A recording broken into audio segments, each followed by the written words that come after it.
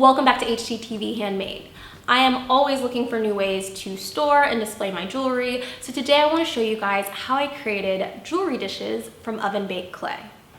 For this project, you will need oven-baked clay, a rolling pin, an oven-safe bowl, a small circular object like the top of a mason jar or a candle, a stencil, a toothpick, and sandpaper.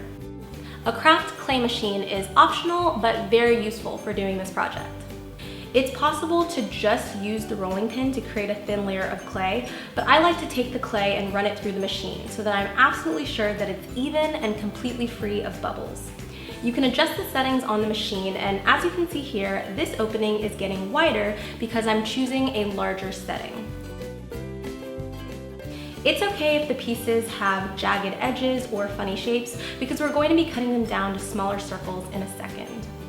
To cut your circles, you can use a cookie cutter or any other circular object you may have in your house.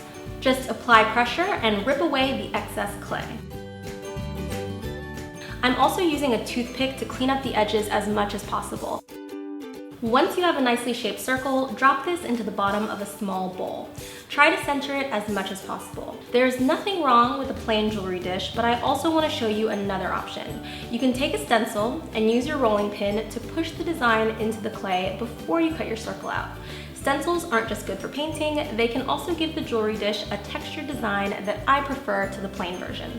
Now it's time to bake. Make sure you're using oven-safe glass and do not preheat your oven.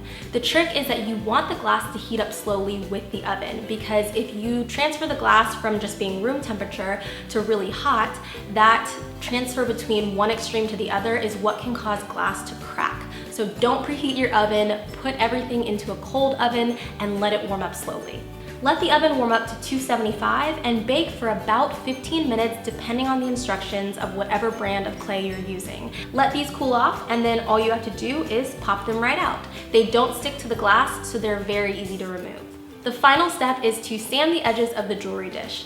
Oftentimes the edges will be a little bit uneven depending on what you cut the clay with. So I like to go back with sandpaper and just file these edges down until they're completely smooth. And if you don't have sandpaper on hand, you can definitely use a nail file.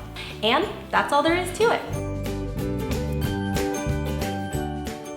I hope you guys enjoyed this project. Let me know what you thought about it in a comment down below, and don't forget to like, subscribe, and as always, come back next Friday because I'll have a new video for you then. Bye guys!